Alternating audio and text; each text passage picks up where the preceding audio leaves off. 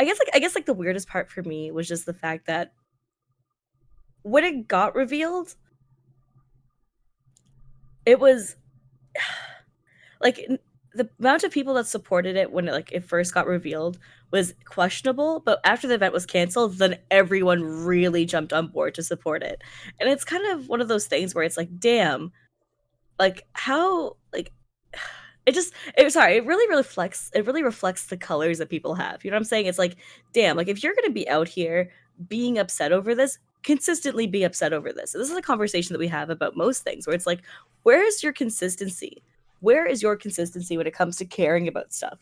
And why does it only matter to you when it doesn't, like when it no longer benefits you? So for example, when it came to EVO commentary, right? Before EVO got canceled, I was supposed to commentate for Soul Calibur, and I was really looking forward to it. I loved like doing top 8 at the previous Evo was incredible. Like I could not believe that I got that, and then to get Evo again this year was like holy shit, that's incredible. And I felt really proud of myself. But then when those things came to light, and I first started to read up on that, and even though I was supposed to commentate like I think it was East Coast exhibition, West Coast exhibition, and then I think the one for the UK as well. I just pulled out of all three in one fell swoop. I was like, no. And then I was also supposed to do like they do that show like after the day wraps up, Yes. and then I was supposed to also do that too. But I was like, so I just pulled myself out of everything all at once, and I was like, I can't be a part of something that I morally can't stand with, right? It's one of those things where it's like, what, like no matter how much a paycheck is, it's like, are you willing to like be in that environment, to support that environment, to support those ideals? And the answer was no.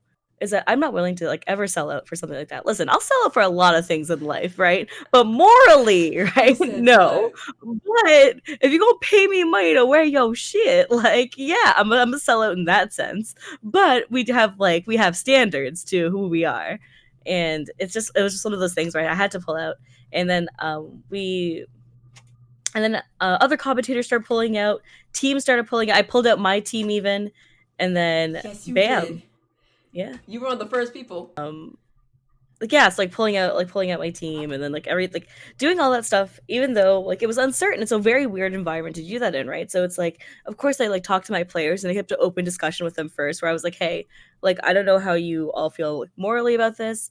I know that some of you were going to compete in this. I want to make it very clear though.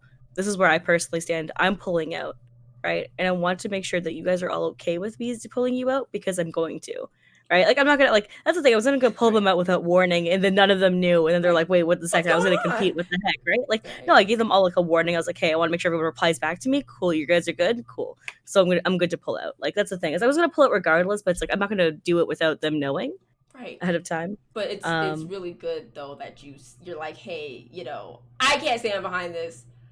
I'm gonna let you all like know I'm pulling out for this reason.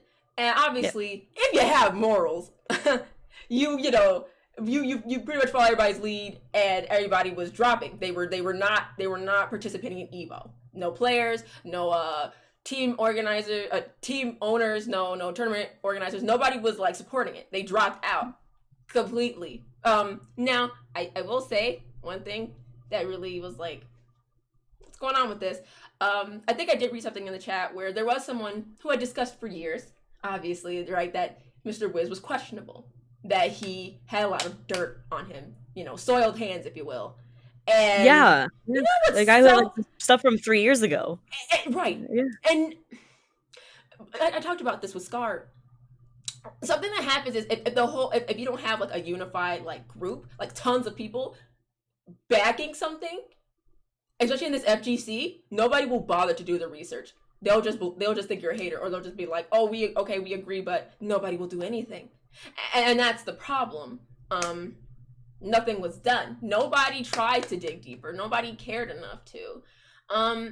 And even when it happened, people were like, yeah, let's get him on these charges, or like let's get him for 15 years ago.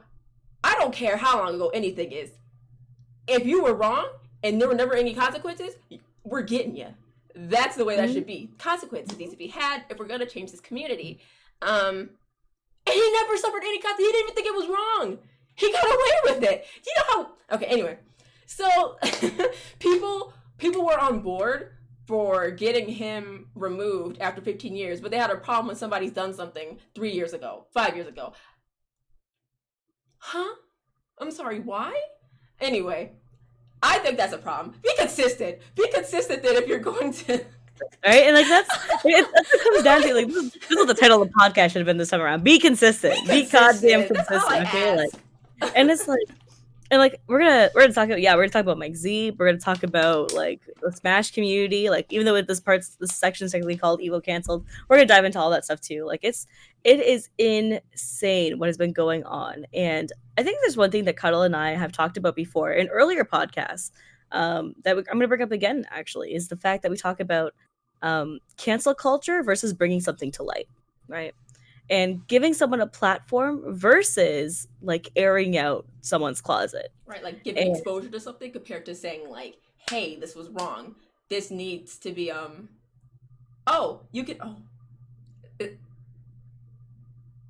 can you guys only hear me out of one ear? Ooh.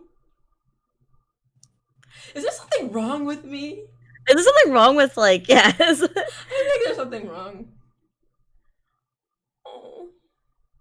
You hear me out of both, but Let you me can't hear. Let me check my settings. Anybody else like that? Anybody I'm else sorry. like that? I'm glad you pointed that out, Rich, because Did you have it shifted? I don't know. No, it's balanced in the hold on. Let's see if that does something. How about because I did. Okay, so now? Yeah, he's right. Thank you, Rich. Because what I did was I went to my mic settings and then I switched it to the middle. I don't know why it was so low. Anyway, thank you. Okay, so he wasn't BSing. Okay. No. I just hope that in post the recording is still all right.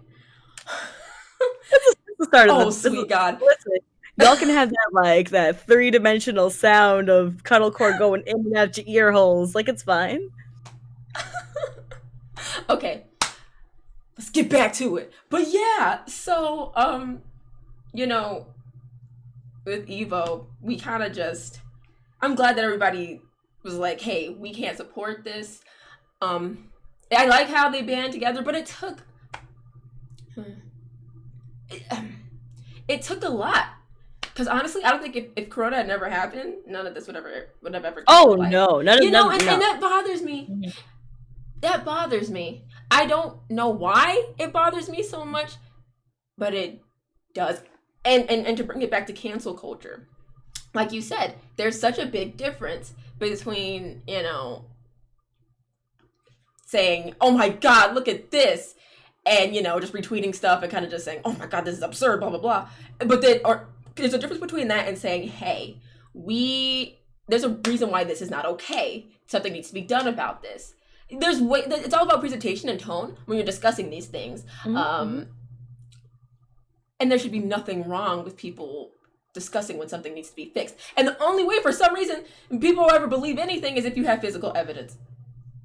I mean, and so you have to literally retweet the ridiculous things that people say and do, or else nobody will believe no matter how many people have said or testify against someone, which is terrible. But even when you bring you have to have physical evidence. Unfortunately, I've noticed in this community.